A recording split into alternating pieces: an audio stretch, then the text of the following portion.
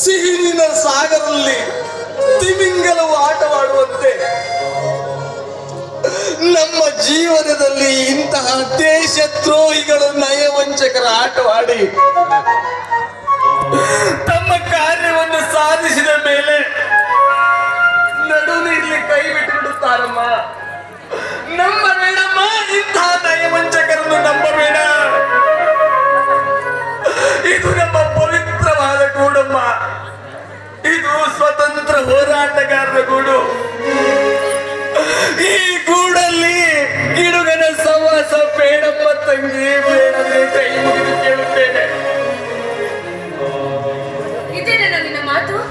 ನೀನು ಹೇಳಿದಂತೆ ಕೇಳುತ್ತಾ ಈ ಮನೆಯಲ್ಲಿ ಕುಳಿತುಕೊಳ್ಳಲು ನಾನೇನು ಚಿಕ್ಕ ಮಗುವಲ್ಲ, ವಯಸ್ಸಿಗೆ ಬಂದಿದ್ದೇನೆ. ಜಗತ್ತಿನ ಅರಿವು ತಿಳಿದುಕೊಂಡ ಕಲಿತ ನಾರಿ ನಾನು. ಹೌದಮ್ಮ, ನೀನು ಕಲಿತ ನಾರಿ ನಿಜ, ನಾವು ಒಪ್ಕೋತೀನಮ್ಮ. ಅಲ್ಲವ್ವ, ನೀನು ಮದುವೆಯಾಗುತ್ತೇನೆ ಹೇಳಿ ಒಂದೇ ಒಂದು ಮಾತನ್ನು ಹೇಳಿದ್ದರೆ ನನ್ನ ಮಿತ್ರ ಸಾವಯವ ಕೃಷಿಕ ರಾಜಣ್ಣನ ಮಗನಿಗೆ ನಿನ್ನನ್ನು ಕೊಟ್ಟು ಮದುವೆ ಮಾಡುತ್ತಿದ್ದೆ. ಆ ಹುಡುಗ ಎಷ್ಟು ಛಲಗಾರ ಗೊತ್ತಾ? ಈ ನಮ್ಮ ರೈತ ಬಾಂಧವರಿಗೆ ಯಾವುದೇ ಸಮಸ್ಯೆ ಆದ್ರೂ ನನ್ನ ಬೆನ್ನಿಗೆ ನಿಂತು ಸಪೋರ್ಟ್ ಮಾಡುವಂತ ಹುಡುಗ. ಅದನ್ನು ಬಿಟ್ಟು ನಿನ್ನ 2 ಜನ ಅಣ್ಣಂದಿರು ಬದುಕಿದ್ದರೂ ಸತ್ತಂತೆ ಮಾಡಿಬಿಡಲಪ್ಪ. ನೀನು ಬದುಕಿದ್ದು ಸತ್ತಂತೆ ಮಾಡಿಬಿಟ್ಟೆ. ಈ ಸಮಾಜವೇ ಇಷ್ಟು. ಹೆಣ್ಣು ಎಂದ್ರೆ ಚಿಕ್ಕವಳಿದ್ದಾಗ ತಂದೆಯ ಆಶ್ರಯದಲ್ಲಿ, ಬೆಳೆದು ನಿಂತಾಗ ಅಣ್ಣ ತಮ್ಮಂದಿರ ಆಶ್ರಯದಲ್ಲಿ, ಮುಂದೆ ಗಂಡಿನ ಆಶ್ರಯದಲ್ಲಿ ಬೆಳೆಯಬೇಕು. ಹೆಣ್ಣು ಅಂದ್ರೆ ಗಂಡಿನ ಆಳಾಗಿ ಇರಬೇಕು ಅಂತ ನೀನು ತಿಳಿದುಕೊಂಡಿದ್ರೆ ಅದು ನಿನ್ನ ಮೂರ್ಖತನ. ನಾನು ಇವರನ್ನು ಮದುವೆ ಆಗಿದ್ದೇನೆ, ಅವರ ಜೊತೆಲೆ ಬಾಳು ಸಾಗಿಸುತ್ತೇನೆ. ಇನ್ನು ನಿನ್ನ ಮುಂದಿನ ಪ್ರಶ್ನೆಗೆ ನನ್ನ ಹತ್ರ ಉತ್ತರ ಇಲ್ಲ. ಇಲ್ಲ, ನೀನು ಆಡುವ ಮಾತನ್ನು ನಾನು ನಂಬೋದಿಲ್ಲ. ನೀನು ಸುಳ್ಳು ಹೇಳ್ತಾ ಇದೀಯಾ, ನೀನು ಸುಳ್ಳು ಹೇಳ್ತಾ ಇದೀಯಾ. ಸತ್ಯವನ್ನೇ ಸುಳ್ಳನ್ನು ಬರೆದುಕೊಂಡರೆ ಮೆಚ್ಚುವುದೇ ಸಮಾಜ. ಮಾಮಾಶ್ರೀ, ನೀನ್ ಯಾವನು ನನಗೆ ಮಾಮಾಶ್ರೀ ಎಂದು ಕರೆಯಲು? ನಿನ್ನಂತಹ ದೇಶ ದ್ರೋಹಿಗಳ ಸಹವಾಸ ಮಾಡಿದ್ದು ನನ್ನ ತಂಗಿಯ ಮೊದಲಿನ ತಪ್ಪು. ಇಲ್ಲ ಇಲ್ಲ ತಂಗಿಯಮ್ಮ, ನಂಬಬೇಡ ಇವರನ್ನ.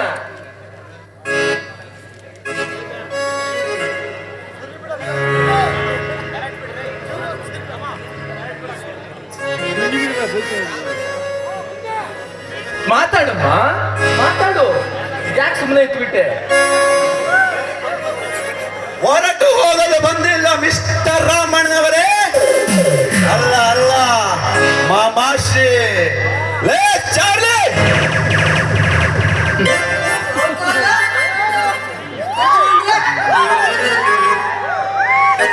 ಕೊಡು ಅವನಿಗೆ ಫೈಲನ್ನ.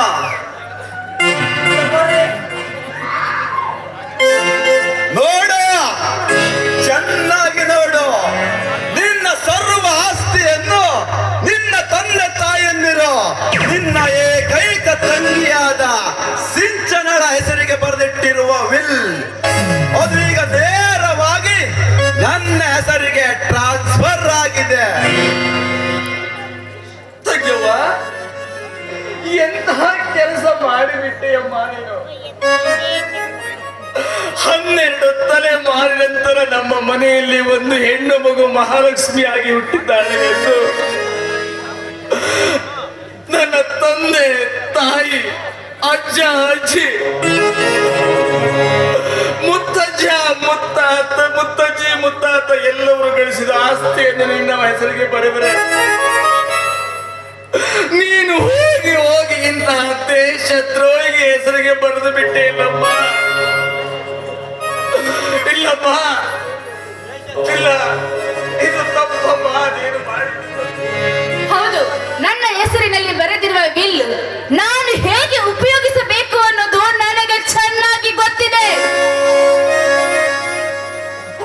ಅಲ್ಲಮ್ಮ, ನನಗೆ ಆಸ್ತಿ ಅಂತಸ್ತು ಯಾವುದು ಬೇಡ. ನನಗೆ ಈ ಮುದ್ದಾದ ತಂಗಿ ಬೇಕಮ್ಮ. ನೋಡಿ ಅಣ್ಣ, ಅಣ್ಣ ತಮ್ಮಂದಿರಿಬ್ಬರು ನನ್ನ ಗಂಡ ಹೇಳಿದಂತೆ ಕೇಳಿಕೊಂಡು ಈ ಮನೆಯಲ್ಲಿ ಬಿದ್ದಿರುವುದಾದ್ರೆ ಈ ಮನೆಯಲ್ಲಿ ಇರ್ರಿ, ಇಲ್ಲಾದ್ರೆ ವಿಶಾಲವಾದ ಜಗತ್ತಿನಲ್ಲಿ ಎಲ್ಲಿಯಾದ್ರೂ ಹೊರಟು ಹೋಗ್ಬೋದು. ನನ್ನ ಅಭ್ಯಂತರವೇನೂ ಇಲ್ಲ. ತಂಗಿಯವ್ವ, ಎಷ್ಟು ಸಲೀಸಾಗಿ ಹೇಳಿಬಿಟ್ಟೆ ಅಲ್ಲಮ್ಮ.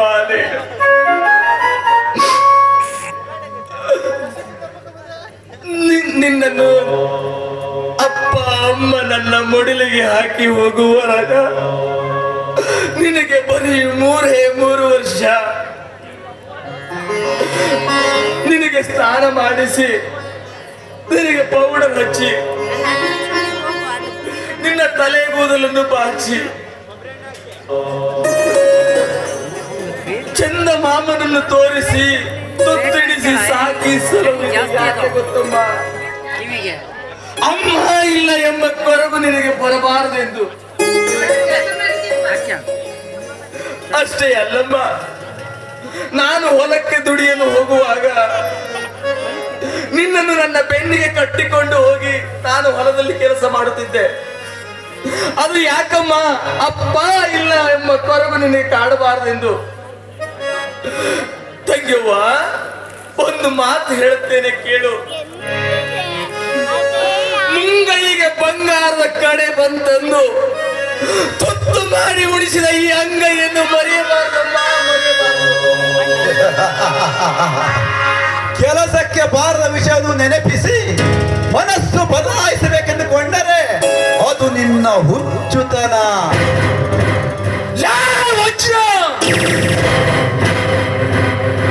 ನನ್ನ ತಂಗಿಯ ಜೀವನವನ್ನ ಆಟವಾಡಿ ಅವರ ಜೀವನವನ್ನೇ ನಾಶ ಮಾಡಿದೆ. ಪಟ್ಟಿ ಮಗನೇ, ನಿನ್ನಂತವನು ಬದುಕಿ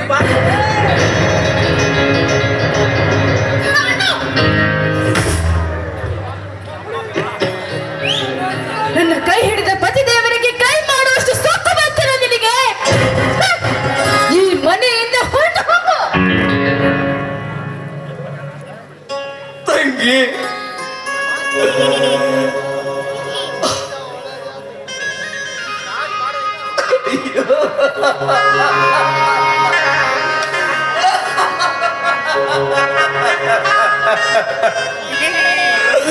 ನೋಡಿದಿರ ಕಲಾಭಿಮಾನಿಗಳೇ,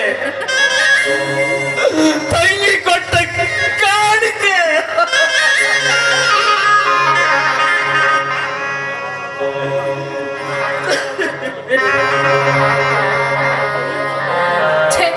ನಿನ್ನ ಬಾಯಿಯಿಂದ ನನ್ನನ್ನ ತಂಗಿ ಅಂತ ಕರಿಬೇಡ.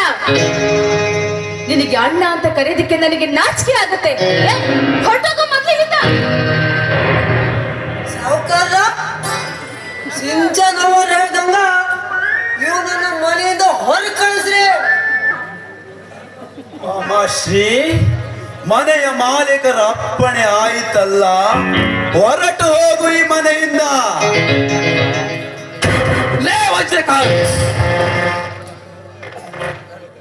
ನನ್ನ ತಮ್ಮ ಹುಲಿಯ ಬಂದರೆ ನಿನ್ನನ್ನು ಹರಿದು ತಿನ್ನುತ್ತಾನೆ.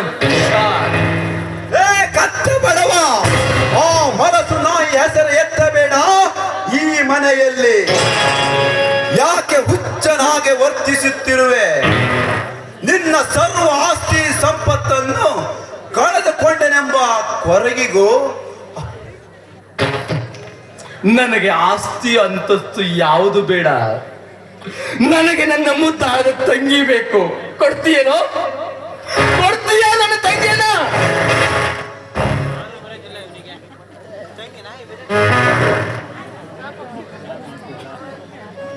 ಲೇ ಕತ್ತೆ ಬಡವ, ಹುಚ್ಚನ ಹಾಗೆ ಮಾತನಾಡಬೇಡ. ಹುಚ್ಚನ ತರ ಮಾತನಾಡಿದರೆ ನಾನು ಒತ್ತು ಹೊರ ಹಾಕುತ್ತೇನೆ ಮಗನೇ. ಅಯ್ಯೋ ತಮ್ಮ ಹುಲಿಯ, ನೋಡಿದೇನಪ್ಪ ಈ ನನ್ನ ಅಣ್ಣನ ಪರಿಸ್ಥಿತಿಯನ್ನು. ತಂದೆ ಕಾಲಭೈರೇಶ್ವರ, ಎಲ್ಲಿಗೆ ತಂದಿಟ್ಟಿಯಪ್ಪ ತಂದೆ ಈ ರೈತರ ಜೀವನವನ್ನು?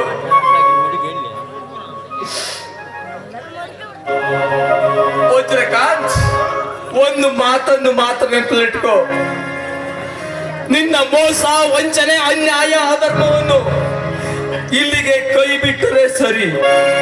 ಇಲ್ಲವಾದರೆ ನನ್ನ ತಮ್ಮ ಹುಲಿಯಾನಿಂದ ನಿನ್ನ ಅಂತ್ಯ ಸಂಸ್ಕಾರ, ನಿನ್ನ ಕುಹಕ ಸಾಮ್ರಾಜ್ಯಕ್ಕೆ ಸರ್ವನಾಶ ಮಾಡುತ್ತಾನೆ ನನ್ನ ತಮ್ಮ ಹುಲಿಯ.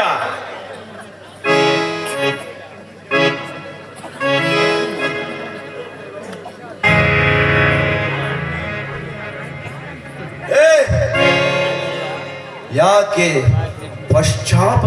ಪಶ್ಚಾತ್ತಾಪದಿಂದ ಮಾತನಾಡುತ್ತಿರುವೆ ರಾಮಣ್ಣ? ಹೋಗುತ್ತೇನೆ ವಜ್ರಕಾಂತ್, ಹೋಗುತ್ತೇನೆ. ಹೋಗೋ ಮುನ್ನ ಒಂದು ಮಾತು ಹೇಳುತ್ತೇನೆ, ಕೇಳು. ಪ್ರಪಂಚದಲ್ಲಿ ನ್ಯಾಯ, ನೀತಿ, ಧರ್ಮ ಇನ್ನು ಬದುಕಿದ್ದೇ ಆದರೆ ನಿನ್ನಂತವರ ದರ್ಪಕ್ಕೆ ಅಂತ್ಯ ಹಾಡೇ ಹಾಡುತ್ತಾನೆ ಆ ಪರಮಾತ್ಮ. ತಂಗ್ಯವ್ವ,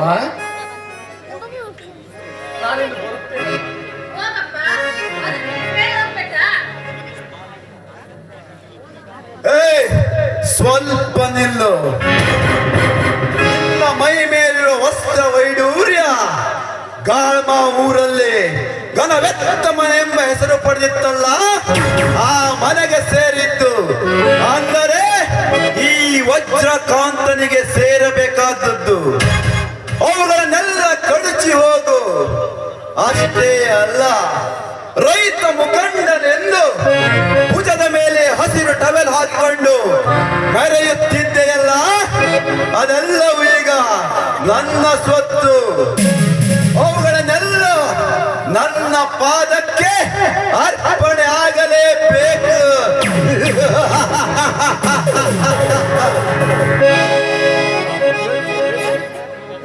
ಹೇ ದೇವ, ಕ್ರೂರ ರಾಕ್ಷಸ ವಿಧಿಯೇ, ಈ ರೈತರ ಹೆಗಲ ಮೇಲೆ ಹಸಿರಿಟ್ಟವೆ, ರೈತರ ರಕ್ಷಾ ಕವಚವೆಂದೇ ಬಿಂಬಿತವಾಗಿರುವ ಈ ಟವೆಲ್ ರೈತರ ಹೆಗಲ ಮೇಲೆ ಇರುವುದು ನಿನಗೆ ಇಷ್ಟವಾಗಲಿಲ್ಲವೇ ದೇವ? ಇಂತಹ ಹೇಯ ಕೃತ್ಯವನ್ನು ಮಾಡಿಸೋಕ್ಕಿಂತ ಈ ನಮ್ಮ ರೈತ ಬಾಂಧವರು ಒಂದೇ ಸಾರಿ ನಿನ್ನ ಪಾದಕ್ಕೆ ಸೇರಿಸಿಕೊಳ್ಳಬಾರದೆ? ಇಲ್ಲ ಇಲ್ಲ, ನನ್ನ ತಂಗಿ ಸುಖ ಸಂತೋಷದಿಂದ ಇರಬೇಕಂದ್ರೆ ಇವನು ಹೇಳಿದಂತೆ ನಾನು ಕೇಳಲೇಬೇಕು. ಇದು ನನ್ನ ಸ್ವಂತ ಸ್ವಾರ್ಥವೆನ್ನಲು ಅಥವಾ ಕವಿ ಬರೆದ ಕಗ್ಗತ್ತಲು ಎನ್ನಲು? ಲೇ ವಜ್ರಕಾಂತ್, ಈ ಹಸಿರ್ತವೆ ತಾನೇ ಇರಬೇಕು, ಕೊಡುತ್ತೇನೆ. ಆದರೆ ಒಂದು ಮಾತು, ಇದನ್ನ ರೈತರ ಉದ್ಧಾರಕ್ಕಾಗಿ ಮಾತ್ರ ಬಳಸಬೇಕು. ಅನ್ಯ ಮಾರ್ಗಕ್ಕೆ ನೀನು ಬಳಸಿದ್ದೆ ಆದರೆ ನಾನು ಮಣ್ಣಲ್ಲಿ ಮಣ್ಣಾಗಿ ಹೂತು ಹೋದರೂ ಸರಿ, ಎದ್ದು ಬಂದು ನಿನ್ನ ಎದೆಗೆ ಒದೆಯುತ್ತಿದ್ದರೆ ನನ್ನ ಹೆಸರು ರಾಮಣ್ಣನೇ ಅಲ್ಲ. ಮೆಚ್ಚಿಕೊಳ್ಳಲ ನೀನು ಹುಟ್ಟಿರುವ ಬಟ್ಟೆಯನ್ನು.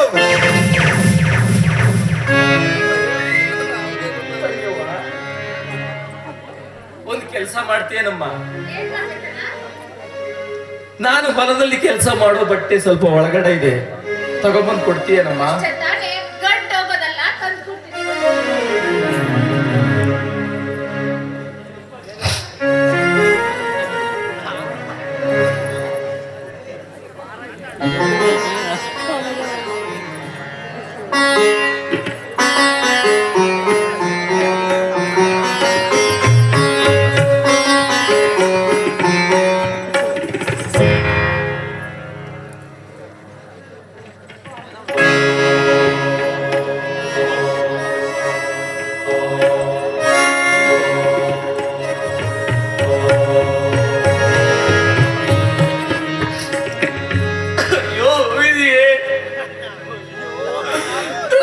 ಸಂಘದ ಅಧ್ಯಕ್ಷ ರಾಮಣ್ಣ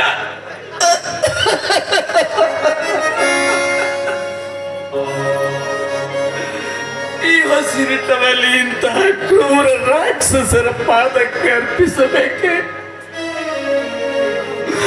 ತಂದೆ ಕಾಲಭೈರವೇಶ್ವರ, ಇದು ನಿನ್ನ ಲೀಲೆ ಎನ್ನಲು ಅಥವಾ ನನ್ನ ಹಣೆಯ ಬರದಲ್ಲಿ ಆ ವಿಧಿ ಬರೆದು ಕಳಿಸಿರುವ ವಿಧಿ ಲಿಖಿತವೆನ್ನಲು ತಂದೆ?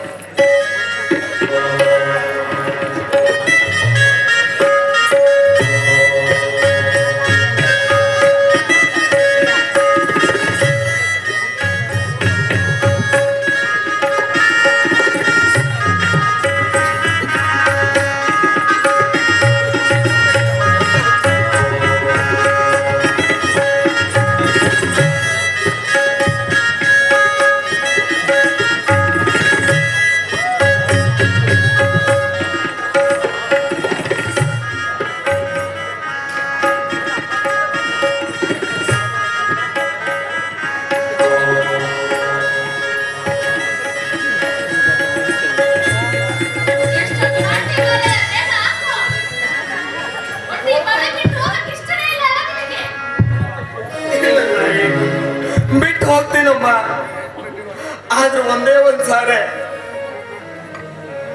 ನನ್ನ ಅಪ್ಪ ಅಮ್ಮನ ಒಂದ್ ಸಾರೆ ಮುದ್ದಾಡ್ಬೇಕು.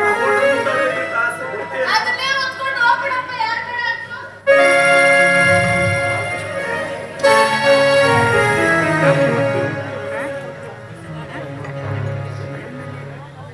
ಅಪ್ಪ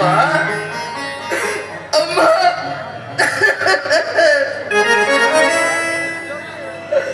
ನೋಡಿದೇನಪ್ಪ ಈ ನನ್ನ ಮಗನ ಪರಿಸ್ಥಿತಿ? ಯಾವ ಮೂರ್ತ ನನಗೆ ರಾಮಣ್ಣ ಎಂದು ಹೆಸರಿಟ್ಟೆಯೋ ಅಪ್ಪ. ಆ ಶ್ರೀರಾಮಚಂದ್ರ ಹೇಗೆ ವನವಾಸಕ್ಕೆ ಹೋದರು, ಹಾಗೆ ನಾನು ವನವಾಸಕ್ಕೆ ಹೊರಡ್ತಾ ಇದ್ದೀನಿ. ನನಗೆ ಆಸ್ತಿ ಅಂತಸ್ತು ಯಾವುದು ಮುಖ್ಯ ಅಲ್ಲ. ನನ್ನ ತಂಗಿ ಒಬ್ಬಳು ಸಂತೋಷದಿಂದಿದ್ದರಷ್ಟೇ ಸಾಕು. ಅದೇ ಈ ರಾಮಣ್ಣನ ಆಸೆ. ತಂಗಿಯವ್ವ, ಇನ್ನು ಒಂದೇ ಒಂದು ಆಸೆ, ಇಲ್ಲ ಅಂತ ಹೇಳ್ಬೇಡಮ್ಮ. ಆಯ್ತಪ್ಪ, ನೀನೇನ್ ಹೇಳ್ತೀವೋ ಅದೆಲ್ಲ ಮಾಡ್ಕೊಡ್ತೀನಿ, ಹೇಳ್ಬಿಡು ಫಸ್ಟ್.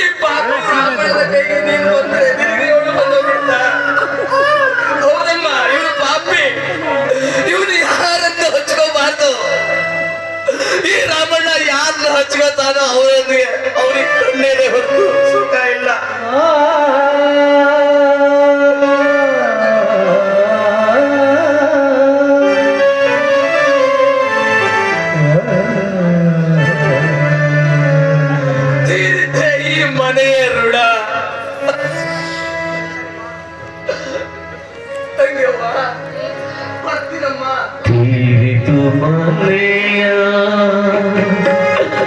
ಋಣಾನು ಬಂದ ತೀರಿದು ಮನೆಯ ಋಣಾನು ಬಂದ ಮುಗಿಲು ಕರುಳಿನ ಸಂಬಂಧ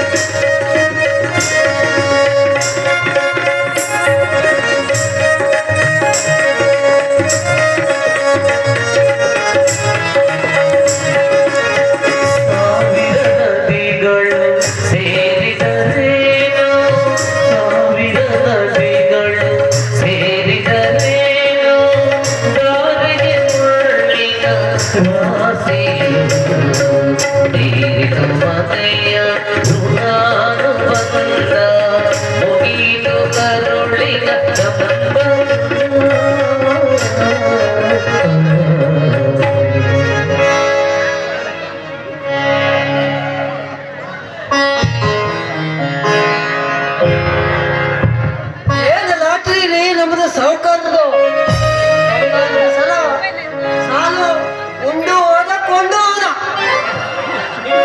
ಒಂದು ಗಣ ದೊಡ್ಡ ವಜ್ರಕಾಂತನ ಕಾರ್ಯಸ್ಥಾನದ ಮೊದಲ ಮಾಡಿ ಹತ್ತಿದೆ.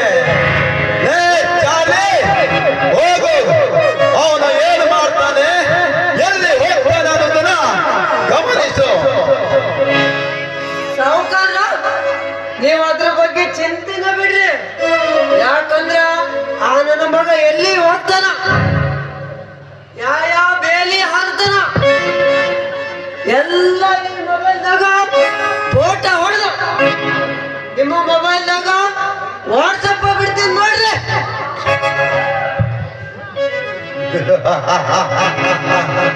ಸಿಂಚನ, ನಾವಿಬ್ಬರು ಇಷ್ಟು ದಿನ ಕಳ್ಳ ಪ್ರೇಮಿಗಳಾಗಿ ಲಾಡ್ಜ್ ರೆಸ್ಟೋರೆಂಟ್